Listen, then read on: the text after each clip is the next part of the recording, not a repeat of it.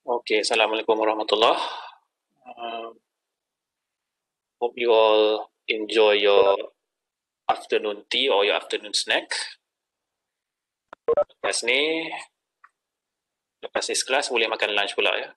And kalau siapa yang teringin experience the full set, boleh pergilah ke mana-mana outlet yang offer a full set of afternoon tea. Okay? Alright. This class insyaAllah tak panjang. Branch terus pun boleh. Asalkan you bahagia. Alright, this class insyaAllah pendek, tak sampai 1 jam. Okay, and saya akan tunjuk a few videos yang akan bagi penjelasan yang saya rasa lebih ringkas lah daripada apa yang ada dalam slide ni. Okay. Alright.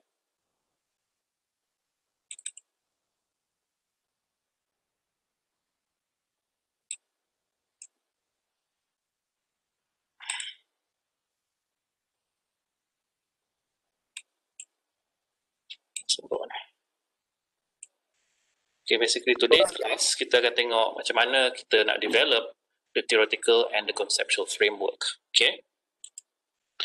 Alright, kita tengok what is a theory. Theory ni ialah deconstruct in order to explain, predict, and master certain phenomena. In IEG, in the example is what the relationship, the events, or the behavior that affects, let's say, what A causes B, directly or indirectly, or are there any interventions, are there any C's that D that may affect the chain of relation between A and or B in a certain way, okay? And the theory makes a generalization about the observation and consists of the interrelated coherent set of ideas and a model, okay? Okay, how do we formulate the theoretical framework? Okay, the framework of the study is usually a structure that can hold or support a theory of a research work that you want to do. Okay, it presents the theory which explains why the problem under the study exists. Thus, the theoretical framework is but a theory that serves as a basis for conducting research. Alright, generally bila you nak buat research you sendiri tentang consumer behavior, you nak tengok apa food quality effects satisfaction or behavior intention, you tak boleh simply put your own theory or your own framework out of the blue macam tu saja. You kena ada basis of framework yang you propose ni. You adaptasi dari mana setelah pembacaan you tentang consumer behavior related research ni, okay? You kena ada, so analogi mudah dia macam ni lah. You nak tanam pokok dalam pasu, takkan you nak letak pokok dengan akar tu tak ada tanah kan? So you kenalah tanah dan kena letak baja, kena letak air. Anggapkanlah tanah dan air dan baja tu sebagai teori yang you dah buat extensive literature review dan you dah dapati researcher yang sebelum-sebelum ni membuat teori tentang consumer behavior, tentang food affecting post-purchase behavior, bentuk dia adalah sekian-sekian. So itu adalah tanah dan juga baja dan air tu. You punya theoretical framework yang propose dalam study tu, anggapkanlah pokok yang you tanam dalam tanah tu, okay? So tu antara, itulah contoh yang mudah lah saya boleh elaborate hubungan antara theoretical framework yang you nak propose to research you dan dari mana you dapat ilham ataupun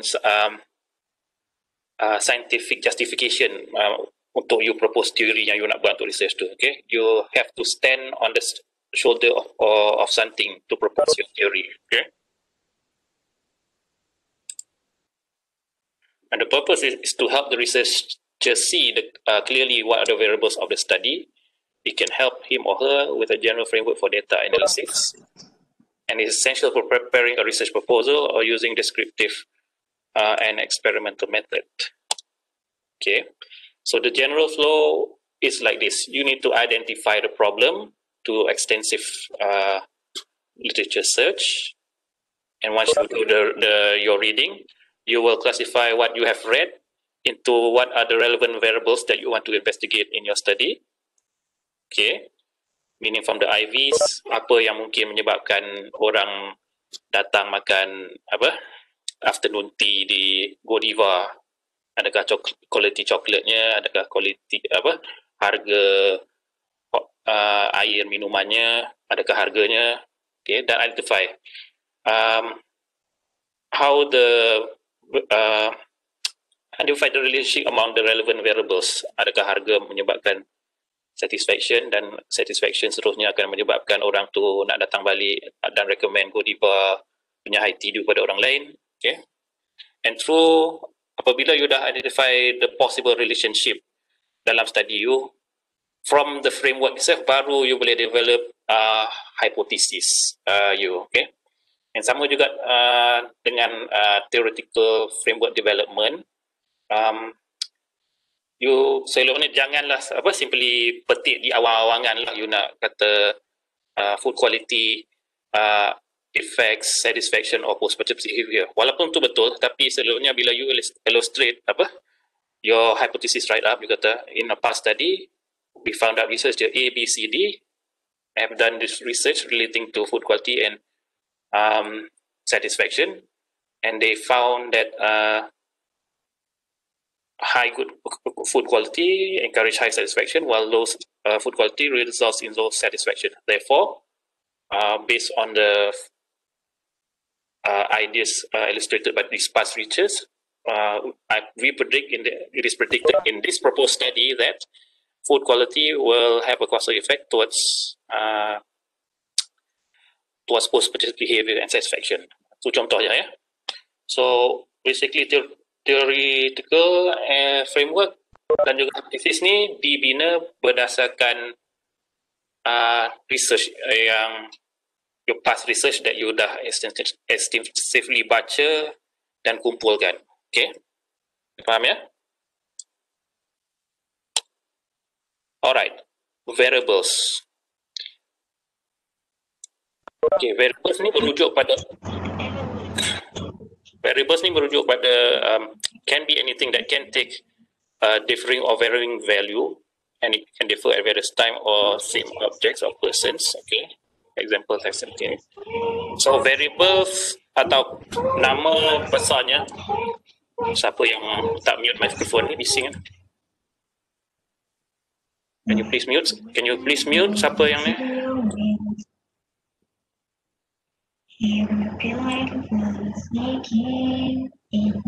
Okay, siapa tu? Boleh mute mic dah? Okay, thank you very much. So, variables tu ialah benda yang kita nak, kata lain benda yang kita nak measure lah. Sama ada independent, dependent atau di tengah-tengah, moderating or mediating. Atau nama yang kita boleh gunakan untuk the governing variable ataupun satu kereta tu ialah construct. Dan construct tu bawah tu dia adalah dimensionnya. Analogi mudah untuk ingat apa tu construct ataupun apa tu dimension. Construct tu ialah orang. Construct tu ialah poleh. Dan apa yang ada pada poleh? Tangan, mata, hidung, telinga. Yang tu ialah subdimension. Okay. So let's say kita anggap let's take satu dimension, katakan satisfaction. Dalam satisfaction tu, kalau ada dua subdimension, kita boleh selalunya orang measure melalui cognitive or emotional satisfaction. Ada kalau dia bersifat two dimension or more dimensions. Kalau dia hanya satu dimension je satisfaction, you just list satisfaction tu dimeasurekan melalui berapa items in that set of questionnaire or tools. Okay. Alright. So the type of variables in social science biasanya kita ada 4. Yang paling basic untuk kita buat in any research is of course the independent variable and dependent variables lah. Okay. In this context, the dependent variable is a variable of the prime interest of your research. Okay. It is the research researcher's goal to understand or describe dependent variable or explain its variability or predict it. Okay. Analysis of the IV is the finding that what variables influence it, meaning how does the IV affect the DV, and if possible through a moderator or mediating variable, and what does it results in the DV to be. Okay. Right. Now the independent variable is the variable that influence the DV in either positive or negative way lah. Alright. Okay. Alright. For moderating and mediating variables, saya rasa saya akan tunjuk video ni lah untuk bagi explanation yang lebih ringkas. Okay. Copy. Stop jap.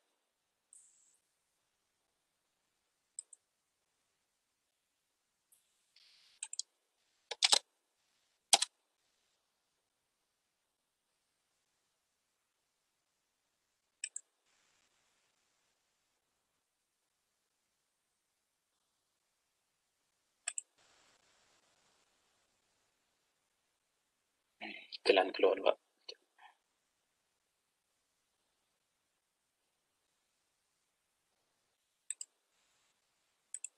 Okay, saya share screen.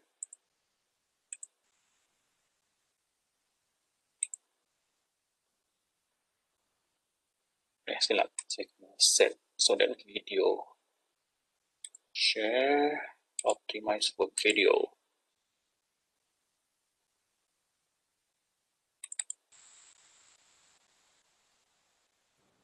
Okay guys, pay attention to this video by Mr. James Gaskin. I'm constantly faced with, as I receive emails from many of you, is the difference between a mediator and a moderator. And so I thought I'd make a video to just explain the differences and we can know. So a mediator is the reason for the effect the IV, this one, has on the DV. For example, the reason curiosity impacts learning is because curiosity creates discovery, and it's discovery that leads to learning. Now, a moderator is very different from that. A moderator is just to contextualize the effect. So curiosity... See the keywords for mediating and moderating. The mediator is the reason for the effect, while the moderator is the contextualize of the effect. I think tengok kedudukan mediator macam mana and moderator kat mana. Curiosity impacts learning. We understand that. There's some positive effect there. But this effect right here is different when you have more or less distractions. So in the presence of few distractions, curiosity can lead to a lot of learning. In the presence of a lot of distractions, even if you have curiosity, not much learning might take place. So we would say that distractions dampen the positive relationship between curiosity and learning. Now, how do I know if it's a mediator or a moderator? I'm going to skip this slide and go to this one. There's some rigid criteria, so you will always know if you've got it right. A mediator must be the causal result of the IV and must be the causal antecedent of the DV, meaning the IV must cause the mediator and the mediator must cause the DV. If we're going to use... So, di kata lain, kalau IV kat sini, dan you propose inilah mediator effect. In a way, your IV and your mediating effect, your IV must have some influence toward your mediating variable, and kedua, your mediating variable will have an effect on your DV. Okay, the mediator ni functions as a orang tengah, orang ketiga lah. Okay. Use causal deterministic language, using it loosely here. But in essence, one must cause the other, must cause the other. Whereas with a moderator, the moderator must not be the causal result of the independent variable. If it is, then it's a mediator, not a moderator. So, applying this rigid rule, let's look at the following here. So we're going to say that exercise leads to weight loss, right? The more you exercise, the more weight you lose, per se, or some say. So let's take a look at all of these five here and figure out if they're a mediator or a moderator. Exercise leads to weight loss because of caloric intake. Well, could that be a mediator or moderator? The question you have to ask is, does exercise have any direct impact on caloric intake, i.e. how much you eat? The answer is yes, it does. The more you exercise, the hungrier you're going to be, and so the more you're probably going to eat. And so caloric intake must be a mediator. It cannot be a moderator. Let's look at well-being. Does exercise lead to well-being? Well, yeah, it should have some direct impact on well-being. Typically, the more you exercise to a certain extent, the better off you are emotionally, psychologically, physically. And so we could say it does have an effect on well-being. Now, whether that has an effect on weight loss is another matter. What about gender? Exercise. Can exercise lead to gender? No, that's fixed when you're born. You have a gender or a sex or whatever you want to call it. You have manly parts or womanly parts, and that won't be affected by exercise. So gender cannot be a mediator. It must be a moderator. The question is, does exercise work differently on weight loss for men versus women? I'll let you argue that. What about age? Can exercise lead to age? This is numeric years of existence. The answer is no. Age exists completely separate from exercise. Now, there's some perceived age or health age or body age or whatever you want to call it, which is different from numeric years of existence. But because age cannot be impacted by exercise, it must be a moderator. What about prior weight? Can exercise change your weight prior to exercising? The answer is obviously not. That can have no effect on prior weight. So, because it happened before, right? Prior weight happened before the exercise. So prior weight must be a moderator, or in this case, maybe a control variable, if it doesn't have some transformative effect on the effect between exercise and weight loss. So again, that's how you determine if something is a mediator or a moderator. You look to see, can it be the causal result? Okay, the magic word here. Can it be the causal result of the IV and the causal antecedent of the DV? If it's yes, it is a mediator. If it does not cause any, it's not a causal result of the IV, then it's probably a moderator. Yang ada tutur ni. Exercise tak akan mempengaruhi you punya gender ataupun age. Okay? Sebab itu dah predetermined. Okay? So that's why dia kata sini gender dan age ni adalah moderator, not a mediator. Result of the independent variable. If it can be, then it is not a moderator. It is probably a mediator. If it cannot be the causal result of the independent variable, then it cannot be a mediator. It is probably a moderator or maybe a control variable. Okay, so that's a simple distinction how you can identify a mediator from a moderator, yeah? Alright, itu sambung balik. Slide kita.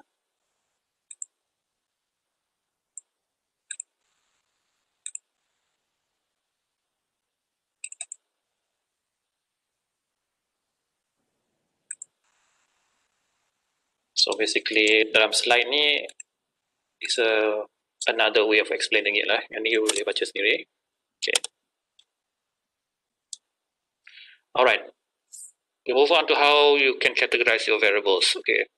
Number one, variables that has precise measurement. In this case, your blood pressure, pulse rate, body temperature, apa lagi?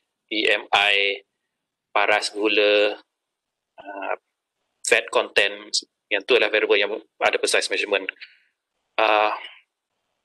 Variables kedua ialah variables that do not lend itself to an accurate measurement because it is subjective nature. Contoh yang boleh tengok sini, motivation, satisfaction, apa lagi, food quality, bias, intention, okay.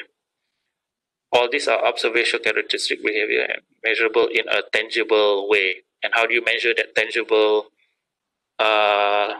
variables? Is through the operationalizing the concept, okay. Okay. Operational definition di sini is basically defining a concept to render it measurable by looking in at the behavioral dimension or the properties. Okay, jangan confuse dengan operational terms yang mungkin you write atau thesis. That is just basically definition of your key terms yang you guna dalam research you. Misalnya food quality ialah sekian, satisfaction, merujuk pada kepuasan, behavior intention adalah tabiat pengguna setelah dia experience satu servis, adakah dia akan datang balik atau tak. And for operational definition, biasanya you kena cite someone where you get that definition. But for operational definition, macam saya sebutkan tadi, you nak measure satisfaction dari segi macam mana, atau you nak measure eating behavior macam mana. Let's say eating behavior, one way mungkin you nak tengok dari apa, restraint eating, restraint hunger or emotional eating. Okay, same goes to satisfaction. Adakah you nak tengok emotional satisfaction or cognitive satisfaction. And post purchase behavior, you nak tengok adakah dari segi customer willing to come back, to recommend eating at a specific restaurant selling afternoon tea, or total rejection sebab service terlalu teruk sangat. Okay, alright, so easy explanation. Saya bagi you tengok another YouTube video. Yeah.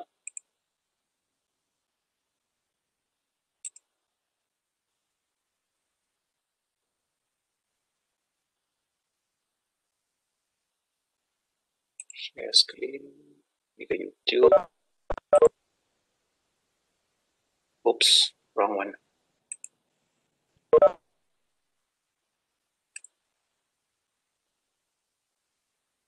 Okay, sini. Chrome.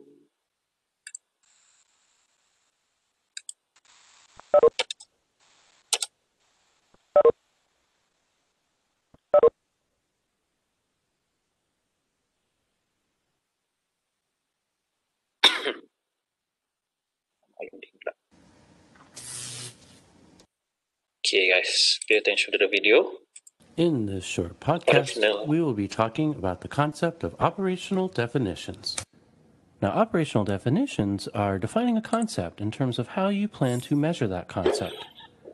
Let me repeat that. Defining a concept in terms of how you plan to measure that concept. The keyword here, as you can see, how do you plan to measure that concept or that variable? An operational definition is a crucial starting point for any scientific study in psychology, and for that matter, in other scientific fields as well. Some concepts are relatively easy to measure. For example, if we were to operationally define the concept of weight, we could use a scale and operationally define weight as a displacement of this particular scale. Or another easy concept to operationally define would be the concept of length, which could be measured as some extent along a predefined ruler. Now, in psychology, there are many concepts that we are interested in studying, and it is crucial to figure out how to best operationally define these concepts. For example, we might be interested in studying a concept known as happiness. And if we are going to study happiness, the most important thing that we could do at the beginning is determine how we are going to measure happiness. There are many ways we could do this. For example, we could simply record a person's facial expression and use that as a measure of happiness. Or we could record their body posture and in some fashion use body posture as a measure of happiness.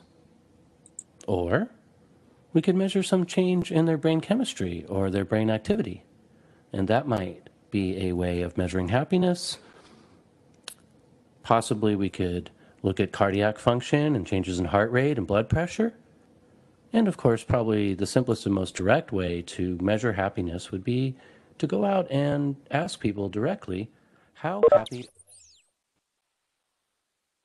Okay, so that's how operational definition works. Stop.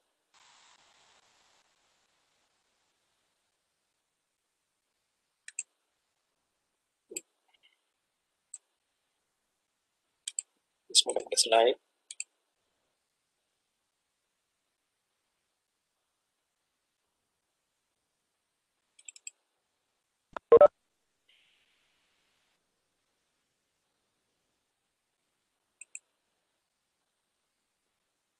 Okay, so that video basically cover what operation definition is all about. Alright, so the final part, saya akan tunjuk video about what theoretical framework and conceptual framework is.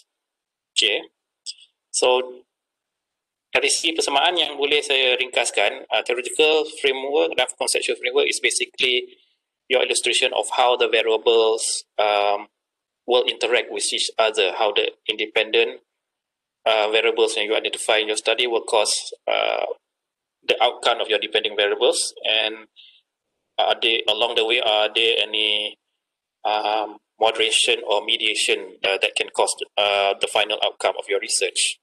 Okay, cuma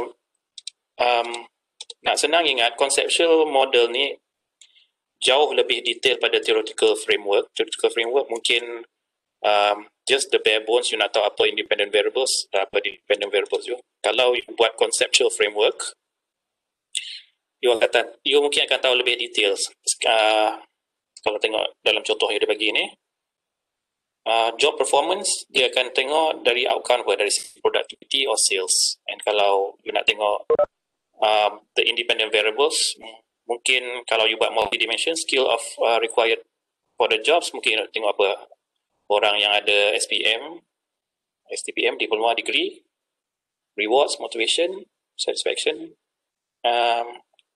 what are the sub-dimensions that can be represented inside each of the variables or construct. Tapi tak apa, this video will give a much easier explanation in the text.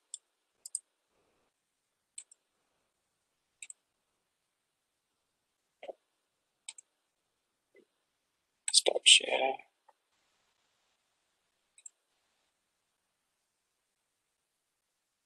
Video.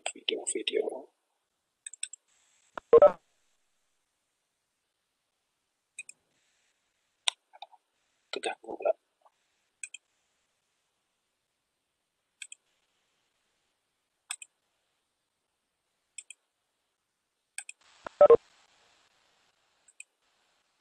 Nama skrin terganggu pula.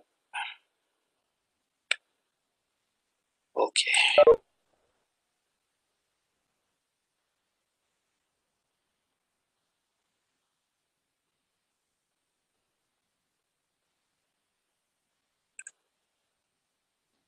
This presentation provides a brief discussion. Okay, Dr. Francis will explain of the use of theoretical and from uses of conceptual theoretical and framework. conceptual frameworks in the development of a dissertation. So first, what is a theory and how do we get from theory to framework? So as more and more research is conducted, the findings of many different studies and the relationships observed between the constructs of interest in those studies gets considered together. We try to understand the findings of many different projects together to better understand the field as a whole, so that we can better develop our understanding of the relationships that are presented within those studies. That generalization, getting from the individual studies to an understanding of the relationships in the field as a whole as they've been studied, that generalization leads to what we know as a theory, or a system of ideas meant to explain some phenomenon. We then use those broad theories to help us understand the relationships that exist or that might exist between more specific constructs or variables of interest for our own research. The theoretical framework is the combination of both a theory and the way we use that theory to shape our research design and the expected outcomes of a study. A framework in general is a description or explanation of a problem that uses the concepts or variables of interest to explain why and how the problem even exists, what we might expect to find based on the relationships between those concepts or variables within this larger problem. So frameworks really help us to better understand our own intentions and our own expectations when it comes to conducting research, as well as playing a role in guiding our development of research questions and design, the selection of the data collection method and the tools we'll use, as well as our determination of the best analytic approaches to get us to an answer for our research question. Frameworks, regardless of whether they're conceptual or theoretical, cannot be proven. We can provide evidence that supports and strengthens our frameworks by providing evidence that the relationships we expect to observe really do exist, but we can't prove them. This is consistent with the logic of hypothesis testing and quantitative research. We can attempt to disprove statements, but it's not actually possible to prove anything because we can't ever consider a system of variables within all possible contexts and conditions at the same time. Conceptual and theoretical frameworks have a cyclical relationship. Each type of framework is informed by and then also informs the other type of framework. Okay, dia kata sini symbiotic relationship. So, arti kata lain, not to say conceptual framework is superior to theoretical framework or otherwise. Dia sebenarnya complement one another, ya. In practice, the difference between theoretical and conceptual frameworks are basically their scope and specificity. So a theoretical framework is generally more abstract and quite broad in its scope. Lebih Theoretical abstract frameworks typically attempt to explain broad. relationships between very broad general ideas and constructs. In contrast, a conceptual framework is more specific. It typically proposes an explanation for the relationships between more specific concepts or the variables that Meaning dia akan illustrate dalam construct tu ada berapa subdimensions. Okay. will be used to measure the more abstract constructs of interest. So whether we're relying on a theoretical or conceptual framework, they both provide a model that we can use to interpret our results and then draw conclusions about our findings. Here's an example of a theoretical framework. We have three very broad, somewhat abstract constructs, and we're imposing upon them the relationships that we expect them to have with each other. And here's an example of a conceptual framework. So the basic elements of this framework are actually identical to the ones that were included in the model. Basic ni ada, cuma tengok conceptual framework. Dia narrow down apa SES ni di measure dari segi apa, content knowledge di measure dari segi apa, dan juga academic achievement di measure dari segi apa. Of the theoretical framework on the previous slide. And as you can see, the two models are similar. They rely on the same abstract concepts of SES, content knowledge, and academic achievement. But this model, the conceptual model, is more specific in that it identifies the variables that will actually be measured as indicators of the latent constructs. A lot of students struggle to decide between a theoretical and conceptual framework when they're first beginning to really dig into their literature and they're identifying a research problem and they're trying to figure out what the research questions might be and what a feasible dissertation project actually looks like. You know, a dissertation that you can get done in the time you have to do it. This debate with yourself is really a huge waste of time, though, because theoretical and conceptual frameworks, they're not competing. You don't have to pick just one. Theoretical and conceptual frameworks are complementary ideas and structures that impose structure for a research problem and study. So all dissertation projects have a conceptual framework guiding the design. We just don't always create a visual depiction of it. If you write about a theoretical framework and then describe your variables and method, your conceptual framework is automatically implied. It's all automatically there. Some committees will expect you to be explicit about your conceptual model, some will not. Unlike a conceptual model, not all dissertations are developed using a specific theoretical framework as a guide. Whether or not a theoretical framework is specified depends on a combination of factors, including the existence of a relevant theory, the exact nature of the constructs of interest and how you're going to measure them, and your committee's expectations. As a general rule of thumb, it's helpful to develop a construct map or visual model of your conceptual framework as you solidify what it is that you want to study and you begin to think about your research questions. Even if you or your committee ultimately decide it's not necessary to include the visual depiction in your dissertation document, it's a great way to help communicate your intentions to your committee, and this helps your committee to better understand what it is you're trying to do so they can provide the best maximum amount of support for your development. In contrast, visual depictions of a theoretical framework are often not created except when the theoretical framework is quite complex. For example, when the researcher attempts to tie many theories together into a single project, or when a member of the committee just has a preference for seeing a depiction of the theoretical framework. Here's a list of sources on these and related concepts that you might find helpful. So that's the explanation of theoretical and conceptual frameworks. Okay, so just to recap, theoretical is just basically a baseline of what are the constructs of your independent variables and dependent variables, and are there any moderating or mediating variables in between, while the conceptual framework is a more detailed illustration of what are the possible subdimensions that are measured in your independent variable, moderating, mediating, as well as your dependent variable. Okay, they are not competing with each other, but they complement one another. But usually, if you opt to pengalaman saya lah, if you opt to use a conceptual framework, selalunya dah memadai dah. Examiner takkan question lah, mana you punya theoretical framework tu, sebab in nature conceptual framework dah bagi detail explanation dah apa yang akan dikaji dan apa yang akan kita predict dalam hipotesis kita. Okay, alright, kita ada satu lagi section which is hypothesis formulation. Sikit lagi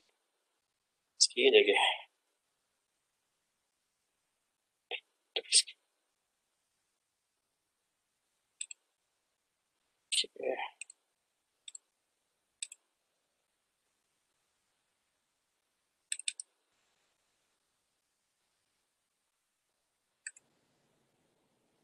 Right. Ini you boleh baca sendiri, ataupun when the recording of the class becomes available later on, you boleh tengok balik rakaman video. So, sama kita dah cover dalam video. Okay, last one is hypothesis development. Okay, it is to test with statistical analysis whether the relationship that is proposed in our framework is true or otherwise. Okay, the results of the test offer some cues to what could be changed in the situation to solve the problem. Okay, and there are 4 ways in which you can write up your hypothesis: the if-then approach, the direct approach, the non-direct approach, and of course yang kita praktikan dalam statistik class, the null or hypothesis, null or alternate style of writing. Okay. If the employee is skillful, her job performance will be good. Direct hypothesis: the more skillful the worker, the better job performance. Non-direct approach, kadang-kadang there is a relationship between skilled employees and their jobs performance, while non-hypothesis, you predict there is no relationship at all between skill of employees and job performance. Okay, alright. Okay, saya nak tunjuk contoh macam mana you boleh karang from your theoretical framework into your hypothesis formulation. Okay, so, this is my final contoh of the day. Kita buka apa ni? Kita buka Word document.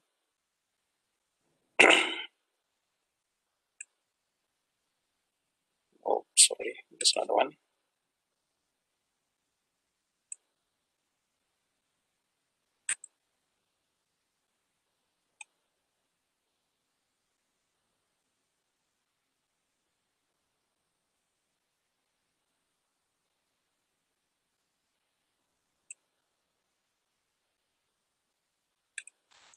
Okay, perhatikan ini ialah the proposed framework of the study ni. These are the independent variables, moderating, 2 mediatings, and 1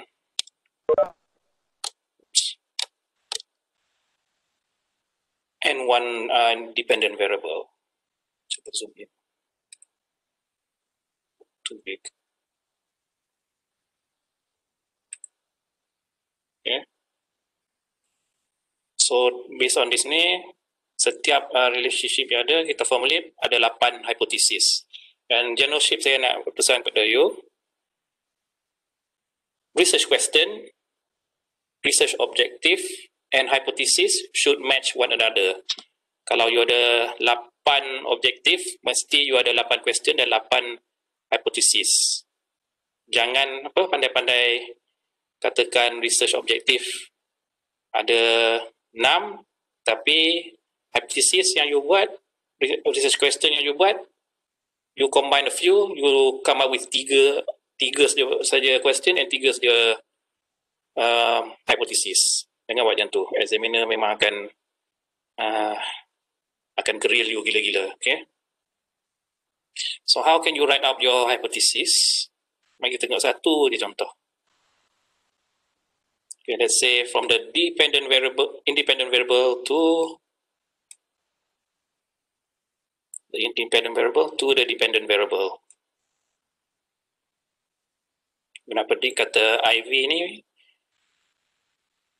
nak kata cafeteria sihat attributes will affect customers' post-purchase behavior. So you start dulu existing literature dalam food, dalam restoran telah menunjukkan pattern sekian-sekian. Food effect post behavior, service effect post purchase behavior, staff competency effect, and certification for effect. Dan tengok pada ayat ni.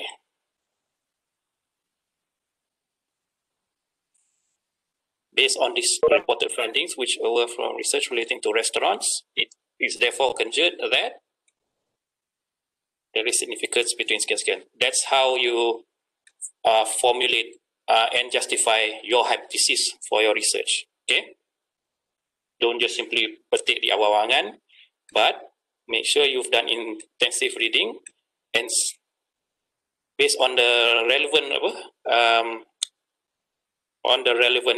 relationship you wish to measure, cite them saying that past researcher has discovered A, B, C, and C, and therefore, even though it's a different setting from what I am doing, but the ideas are very concrete, and therefore I predict that for my study, the same relationship may also happen.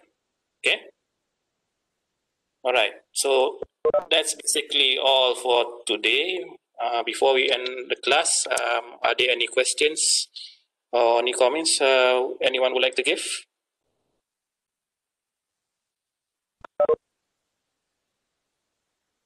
Boleh type or speak out dalam mic.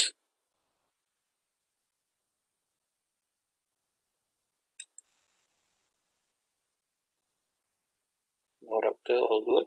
Kita semua dah lapar dah, tak sabar nak makan afternoon tea kat luar ni.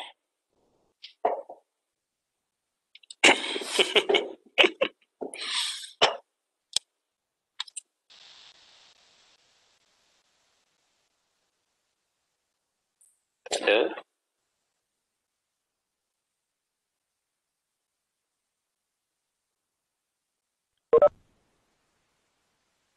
Okay, boleh try to digest anything, tanya saja, jangan malu-malu. Because this knowledge bukan saja untuk research method, this knowledge you will apply masa you buat pita nanti. So I'm trying my best to get you all prepared before you venture to pita lah. And hopefully you won't do anything that will upset your supervisors.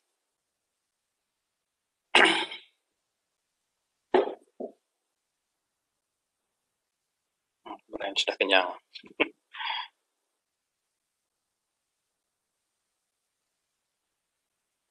Syarifah mungkin boleh snacking sajalah, makan buah ke.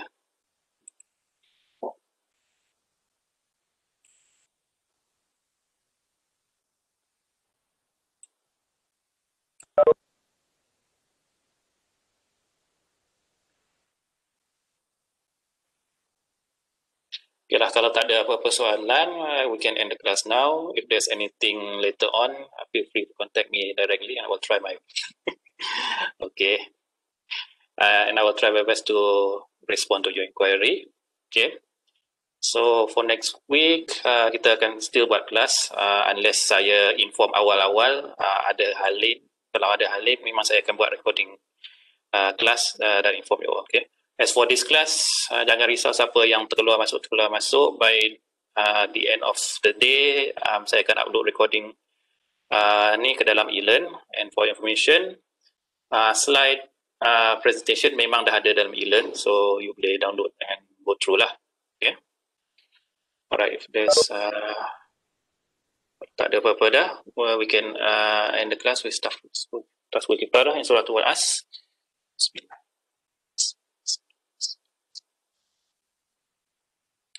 Okay, thank you very much. Enjoy your lunch and your afternoon tea outing.